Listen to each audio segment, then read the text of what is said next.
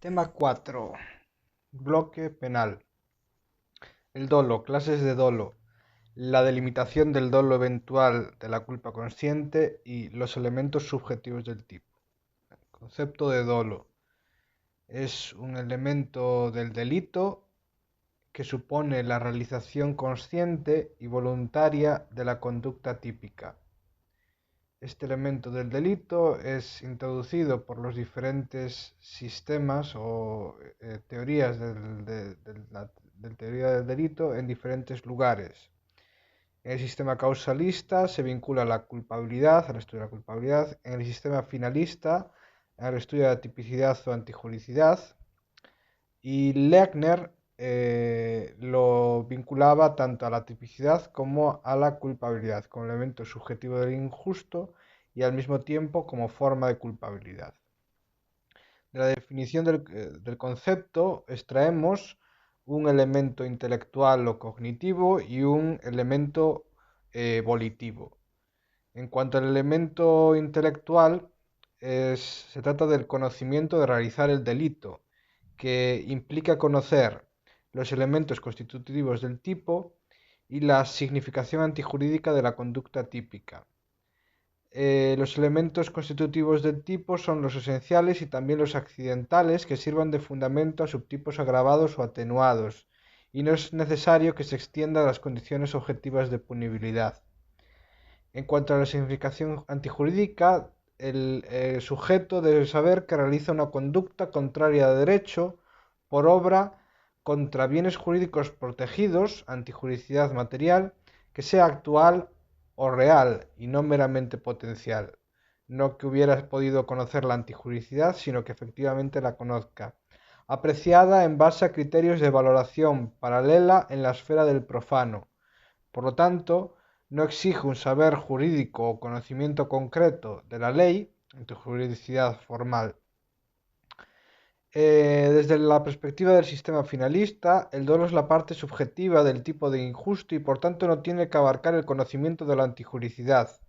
Tal conocimiento se valora en sede de culpabilidad. Argumentan para ello la cita al artículo 14.3 del Código Penal. El error invencible sobre la ilicitud del hecho constitutivo de la infracción penal excluye la responsabilidad criminal. Si el error fuera vencible, se aplicará la pena inferior en 1 o 2 grados. Por tanto, el error vencible, la falta de conciencia de antijuridicidad, no impide la sanción del delito como si fuese doloso, aunque atenuado, y en consecuencia la falta de conciencia de antijuridicidad no excluye el dolo. Luego el dolo no abarca tal conciencia de antijuridicidad. Los defensores del sistema causalista señalan que el dolo sí abarca el conocimiento de la juridicidad y que el artículo 6 bis del Código Penal de 73 en su redacción dada por la Ley Orgánica 883, que es la actual redacción, es un cuerpo extraño introducido en el Código Penal conformado en su versión original, crítica que por otra parte no es aplicable al Código Penal del 95. En cuanto al elemento volitivo, la voluntad de realizar el delito. Y aquí aparecen fundamentalmente dos teorías que en la actualidad cesaron. La teoría de la voluntad, el sujeto debe haber querido la acción y su resultado, cuya significación antijurídica realmente conoce, y de la representación, la teoría de la representación, el sujeto debe haber podido representar el resultado como posible y a pesar de ello haberse decidido a obrar. Como hemos dicho, actualmente la discusión entre estas dos teorías ha cesado y se entiende que dentro del querer, la acción, deben entrar además de los resultados por él directamente queridos, aquellos que se representó como probable consecuencia de esa acción y que a pesar de ello actuó igualmente. En relación al momento, el dolo se vincula a el momento en el que el sujeto realiza la acción, siendo por lo tanto irrelevante el dolo existente de forma previa, dolus antecedens, por ejemplo, el dolo que existe en el marido que planea matar a la esposa simulando un accidente en una jornada de caza y que en la víspera de ese día, mientras prepara el arma, dispara de forma descuidada lo que termina en la muerte de su esposa. Y por otra parte, el homicidio imprudente. También se excluye el dolo subsequens, es decir, el dolo que aparece una vez se realiza la acción. Por ejemplo, en el caso anterior, si se hubiese causado solo lesiones a la mujer y el marido no llama al médico con el propósito de dejarla morir, por lo que se producen lesiones imprudentes y el homicidio es doloso en su caso. Por lo tanto, en delitos de comisión por omisión, ven, en los delitos por comisión por omisión existe dolo si el agente es consciente de su posición de garante y de que su actuación impediría el resultado lesivo para el bien jurídico, y a pesar de ello aún así actúa.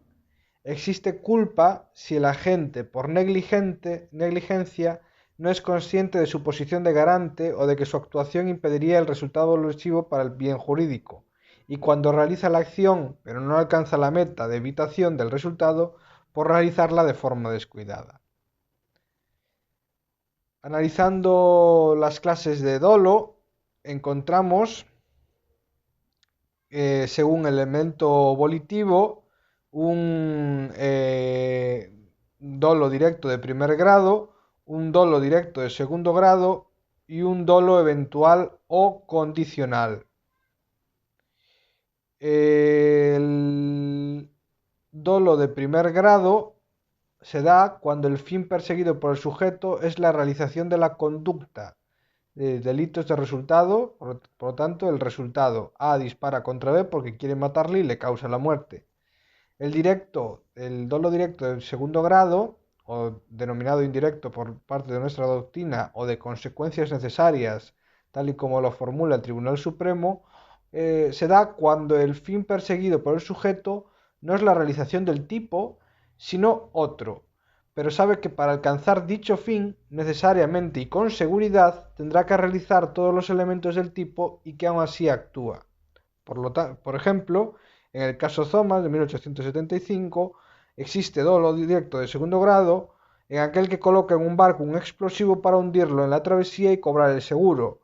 Existe un dolo directo de primer grado en relación a un delito de estafa y de daños, y a su vez un dolo de segundo grado en el sentido de que la gente sabe y acepta que morirán seguro personas de la tripulación, aunque este no sea su objetivo.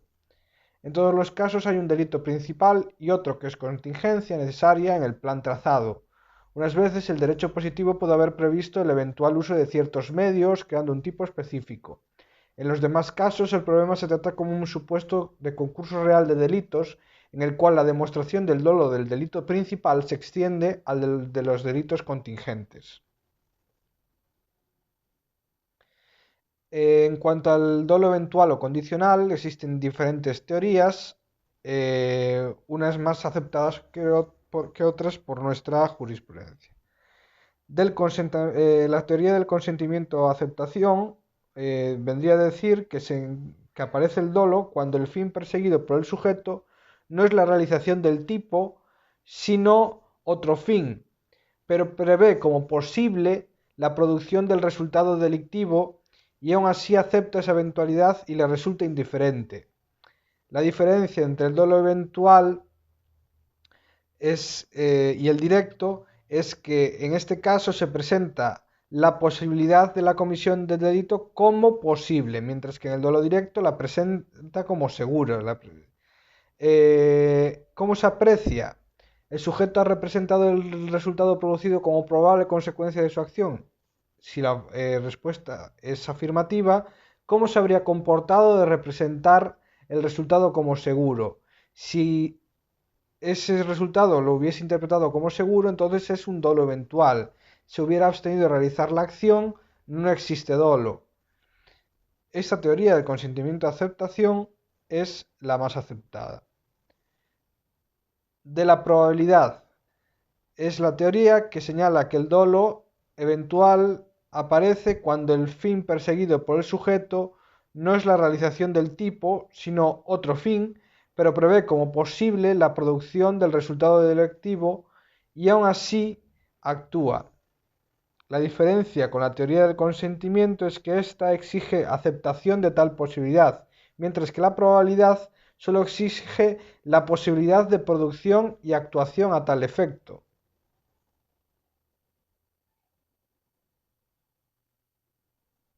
La diferencia del dolo eventual presenta la posibilidad de comisión del tipo como posible, mientras que el directo la presenta como segura. Y es utilizada en ocasiones, esta teoría. Por otra parte, la teoría del sentimiento indiferencia y la teoría ecléctica.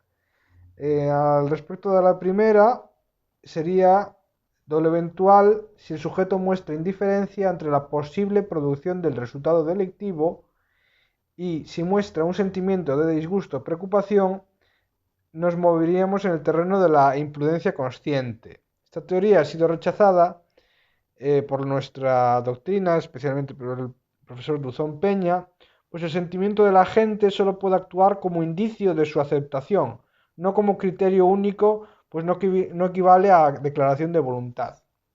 Por otra parte, la posición ecléctica definida en su momento por Roxin y Jeschek se da cuando el sujeto toma en serio la posibilidad de producción de un delito y se conforma con ella, aunque sea a disgusto. En esta formulación, tomar en serio implica no descartar que se pueda producir, contar con ella. Conformarse implica resignarse a tal posibilidad, el grado mínimo exigible para que pueda hablarse de aceptar y por tanto de querer.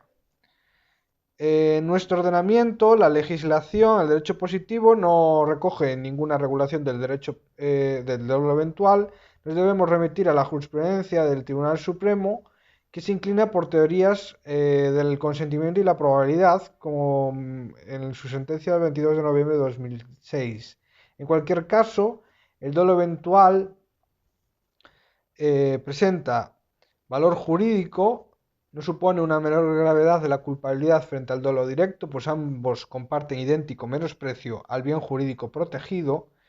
Es de aplicación a tipos delictivos, no es posible en los delitos que muestran la voluntad del legislador de castigar solo la comisión dolosa directa, por ejemplo, por incluir expresiones como de propósito, maliciosamente, conscientemente, y aplicación en relación a formas imperfectas de ejecución. En este caso no es sencillo, pues el dolo eventual es un supuesto de preterintencionalidad, es decir, el resultado excede de lo directamente querido, aunque se ajusta a lo aceptado, mientras que las formas imperfectas de ejecución son supuestos de hipointencionalidad. El resultado queda por debajo de la intención del delincuente. Se ha admitido el homicidio frustrado concurriendo dolo eventual, en cualquier caso. Analizando según el tipo de delito, nos encontramos de lesión o de peligro. El dolo en el caso de lesión propio que abarca la lesión del bien jurídico protegido, mientras que en el dolo en el peligro es propio de los delitos que abarca la puesta en peligro. No puede confundirse con dolo eventual de lesionar, pues si bien el dolo de lesionar implica necesariamente el de poner en peligro, no sucede la inversa. Cuando la gente, siendo consciente de la peligrosidad de su conducta, delito de peligro abstracto, o de que su acción pone en concreto peligro un bien jurídico, delito de peligro concreto, no pudiendo pues confiar en la habitación de la peligrosidad de su conducta, sí confía y por tanto no acepta la eventual producción de la lesión, porque cree poder controlar el peligro y evitar así la lesión.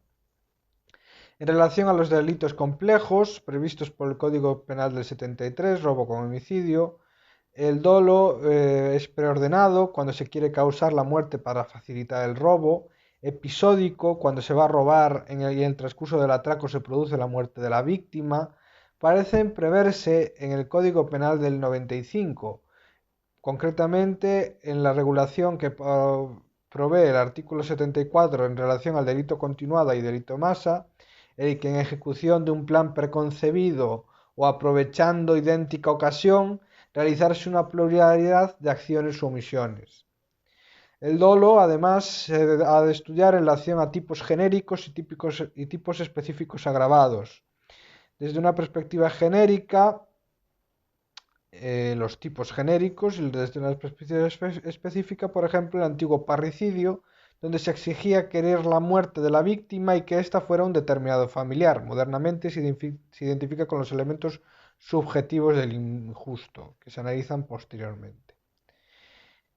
Analizándolo desde la perspectiva de la intensidad, podemos observar dolo de ímpetu o pasional, y dolo repentino, deliberado o premeditado, de ímpetu pasional por actuar el sujeto guiado por una pasión irreflexiva. Puede tener un reflejo en la pena a través del atenuante de arrebato u obcecación o estado pasional. En el Código Penal se recogen diferentes manifestaciones de la regulación del dolo. Desde la perspectiva de la parte general, el artículo 5 se señala que no hay pena sin dolo o imprudencia, y en el artículo 10 son delitos las acciones o omisiones dolosas o imprudentes pernadas por la ley.